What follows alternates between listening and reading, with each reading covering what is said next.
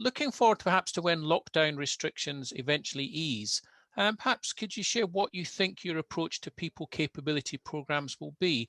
Tessa, can I come to you first on this one, if I may? I'd be very interested here if you think there'll be a permanent change to your core product offering going forward. Sure, Alan. I mean, we've learned so much, as have we all, I guess, during this pandemic, and the agility that we've now developed as an organization will serve us well as we scale into the future. The technological capability we now have and we've leveraged will enable further growth for us as a business.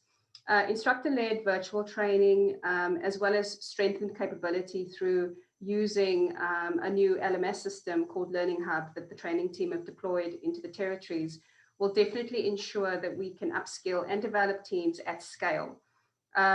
So I think the changes that we've had to respond to quickly are here to stay. And that's no bad thing, quite honestly, Alan. I think that just gives us more opportunity to be able to grow as an organization. I think there'll always be a place for face-to-face training.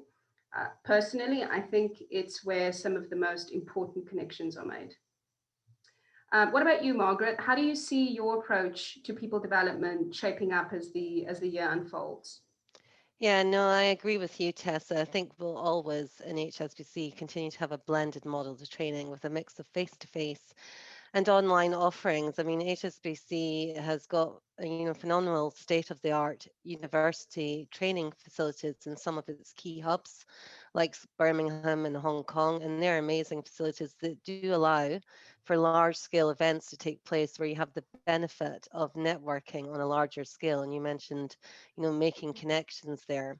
I personally was fortunate to visit the Birmingham University previously. But we had 100 leaders from across the globe come together where we mixed and did various exercises as a team, including an opera lesson, believe it or not. Try that on Zoom. And taking another example, I'm on an accelerated female leadership program in HSBC, and we would have had a series of larger events to allow for bigger networking to take place. But due to the pandemic, we've missed out on these, and we've had to be broken into what we call cohorts, which is smaller groups of people. But as I said, we also are mindful as an organization around our carbon footprint. So we were looking at opportunities to reduce our travel anyway. But as I said, I think we will continue the blended approach. And from a personal perspective, I can't wait to get to some face-to-face events. I think a lot of us would definitely echo that one.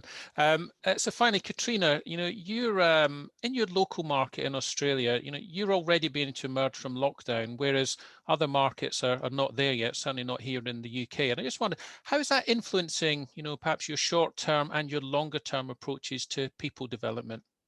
Yeah, must say it's great to be on the other side, and hopefully it stays that way. But to be honest, I think there's still some nervousness around bringing large groups of people together. So both from a QBE perspective, wanting to make sure we do the right thing by our people, but also from our government. So they're very cautious and, could reinstate restrictions at any stage. In fact, we see quite quick fluctuations. So moving people even just around within the country is a challenge. And even some of where I'm based in Melbourne, the government has a 50% cap on workplaces. So no more than 50% of people back in the office. So then the offices are opening very slowly. People aren't sure if they go in this week, will they go in next week? So getting people back to the office is one of our challenges. So there's gentle messages around returning to work, and we're really making it very safe for people to do so. But I think people have really adapted to this virtual working arrangements. And as much as virtual development is not as great as face-to-face, I think our challenge along with other people is going to be finding the balance of supporting virtual work practices, which QBE has done for many years. I've worked virtually for 5.5 years for them, and encouraging people to come back to the office. So why would people want to travel 2 to 3 hours each day to do a role that they've been doing really well and comfortably from their own home, other than mixing with people and that networking opportunity? So, I think the development and the networking could be our opportunity to bring people back to the office. So as soon as, restrictions or government changes allow, I'm looking forward to even bringing smaller groups back together in the same location, or maybe satellite. So you might have people who are within their local teams you know, in the Melbourne office, in the Sydney and in the Brisbane office, all connected up, but rather than having 25 faces across a camera, you've got three rooms, which might help us with some of that blended, you know, virtual classroom type session, and they can still do some activities in the same room together with each other. So like the others, I personally can't wait to get back on a plane and look forward to engaging and networking face-to-face with all my colleagues across the business. But I haven't renewed my passport just yet, and I don't think I'll need to do so quite so soon. But hopefully it's not too far away. But I think this virtual development's here to stay for now. Thank you very much, Katrina. Now, before we open up for questions from you in the audience, I just wanted to provide a quick summary really of some of my key takeouts and messages from the panel thus far, and really how they've resonated with our own experiences of working on a number of capability development programs for a number of our clients over the past 12 months. So I think I can split the summary really into two parts. I think maybe firstly looking back over the past 12 months, and then secondly looking ahead to the future of people development strategies. So I think firstly looking back over the last year, I mean, the really key message which we can draw from our panelists' experience, I think for me the overarching theme has been one of adaptability. So Margaret talked about the need for adaptability to a planned global delivery of, was it 42 face-to-face training workshops to support the rollout of a new systems methodology and standard. So this was something which was absolutely essential to ensure a compliant approach for the business. And so therefore it's essential that the content was transformed to ensure effective delivery via a virtual classroom. And Margaret also made the point actually that, you know, perhaps some extra facilitators were needed as well to make that effective in that virtual classroom. So again, adapting that approach. Katrina also shared an example of how they had to provide support to not just their own teams, but also to their customers, as they had to adapt how they engaged with each other. And to reflect this change in engagement approach, they developed and delivered initially was, I think, 35 sessions globally to help their teams manage those virtual negotiations. So a really important part of their business. And then finally, Tessa shared a really powerful message, didn't she, around her business having to adapt to survive. And I think with their core proposition being the delivery of classroom training to 120,000 students worldwide, they had to be agile and adaptable to make use of technology to deploy a solution and ensure the ongoing viability and survival of their business.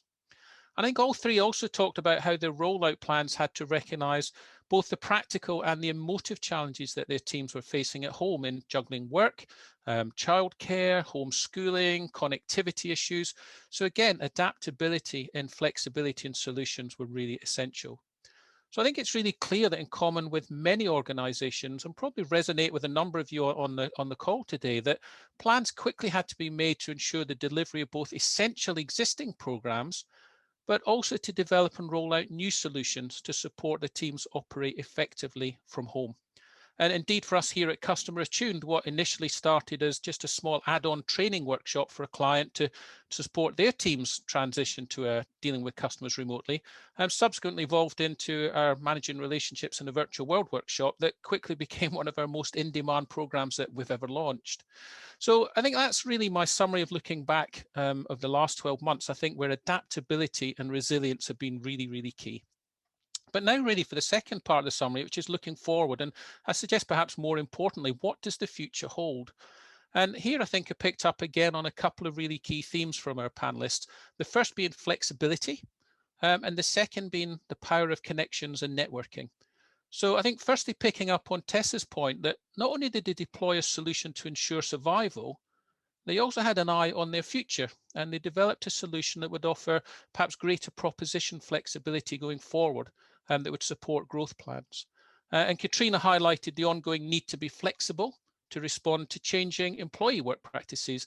And we've already seen a number of high-profile companies publicly announce a change to their flexible work practices post-COVID, and therefore capability programs will need to match this flexibility.